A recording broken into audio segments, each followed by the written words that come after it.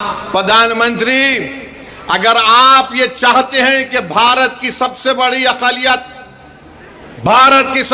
अक़लियत को इंसाफ मिले, तो आप अपने दिल में उनके ताल्लुक से हमदर्दी पैदा करो, मोहब्बत पैदा करो, नफरत को खत्म करो। देखो ये देश विकसित भारत बन जाए। प्रधानमंत्री, ये क्यों किया आपने?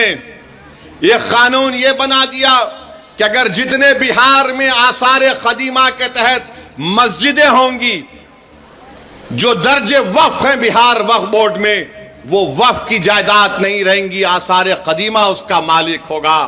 जो जालिम लोग टीवी चैनल पर बैठकर आदिल हसन से असदुद्दीन ओवैसी को गाली देते हैं, प्यारे जितनी गाली देना है दो, कोई फर्क नहीं।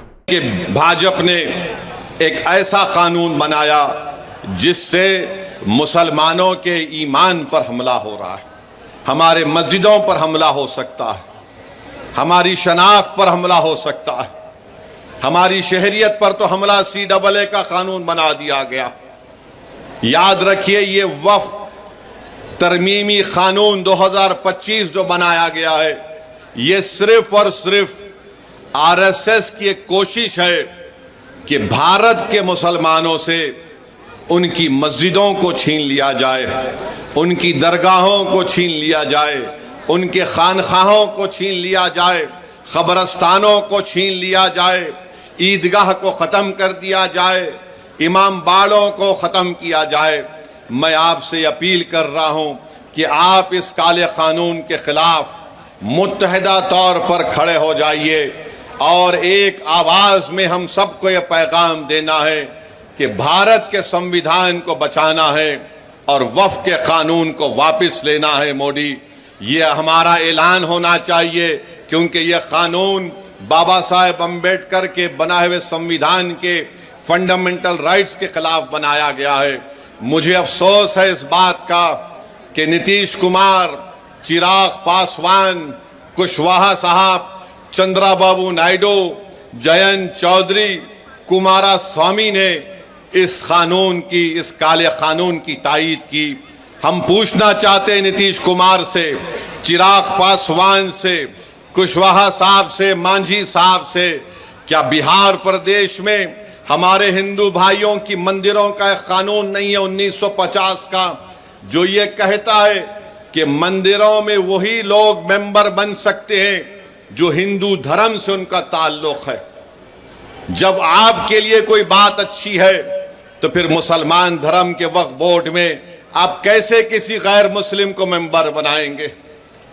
जब आप कानून बना दिए कि कोई हिंदू से सिर्फ हिंदू ही मेंबर बनेगा, तो फिर मुस्लिम वक्फ बोर्ड में आप कैसा कानून बनाए कि गैर मुस्लिम यहां पर मेंबर बनेगा?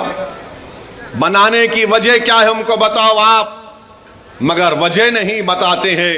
अरे अगर बोध गया में सिर्फ हिंदू और बौद्ध उसके मेंबर बन सकते हैं, तो फिर बिहार के वक्फ बोर्ड में कैसे कोई गैर मुस्लिम मेंबर बन सकता है? बताओ हमको, समझाओ हमको। तुम समझा नहीं सकते, तुम्हारे पास कोई दलील नहीं है, तुम सिर्फ मुसलमानों से नफरत की बुनियाद पर एक काला कानून बनाए हो। तुम वक्फ की जायदादों को लूटने के लिए इस तरह का कानून बनाए हो। और भाजपा के लोग अपना एक पैम्फलेट निकाले हैं, एक 4 पेज का और एक 15 पेज का है। मैंने उसको पढ़ा, उसमें लिखते हैं कि मुसलमानों में 30% लोग गरीब हैं, और भारत के प्रधानमंत्री अपने भाषण में कहती हैं कि अब्दुल कब तक पंक्चर बनाएगा। सुनो प्रधानमंत्री, 11 साल से आप प्रधानमंत्री हैं, कितने मॉब लिंचिंग के वाकयात हुए, कितने अखलाक और कितने पीलू खान को मारा गया, कितने दंगे हुए। एक बिहार का गरीब आदमी पूना को जाकर एक पंक्चर की दुकान लगाता है, तो इंडिया पाकिस्तान का क्रिकेट मैच हुआ, किसी ने इल्जाम लगा दिया उस बिहार के निवासी के ऊपर जो महाराष्ट्र बिहार छोड़कर महाराष्ट्र गया, कि इसके बेटे ने जिंदाबाद का नारा पड़ोसी मुल्क के ऊपर लगाया। 24 घंटे के अंदर उसके छोटे से उस पंक्चर की दुकान को बुलडोजर से तोड़ दिया गया। किसने देखा उसको नारा लगाते? और भारत के प्रधानमंत्री कहते हैं कि अब्दुल कब तक पंचर बनाएगा। भारत के प्रधानमंत्री, क्या यह जुल्म नहीं है कि एक बिहार का आदमी गरीब यहां से गुर्बत से बचने के लिए पूना गया, तो आपकी भाजपा की सरकार महाराष्ट्र में झूठा इल्जाम लगाकर उसकी दुकान को तोड़ दिया। वो सुप्रीम कोर्ट में अपना केस डाला है। सुप्रीम कोर्ट ने कहा कि किसी के घर को नहीं तोड़ा जा सकता, 15 दिन का टाइम देना चाहिए उन लोगों को। मगर अब्दुल की पंचर की दुकान को बीजेपी की सरकार ने तोड़ दिया। और प्रधानमंत्री बोलते हैं अब्दुल कब तक पंचर बनाएगा। प्रधानमंत्री, अगर आप ये चाहते हैं कि भारत की सबसे बड़ी अक़लियत को इंसाफ मिले, तो आप अपने दिल में उनके ताल्लुक से हमदर्दी पैदा करो, मोहब्बत पैदा करो, नफरत को खत्म करो। देखो ये देश विकसित भारत बन जाएगा। आप 18 करोड़ मुसलमानों के ताल्लुक से अगर नफरत करेंगे, उन पर शक करेंगे, तो फिर देश विकसित भारत कैसे बनेगा।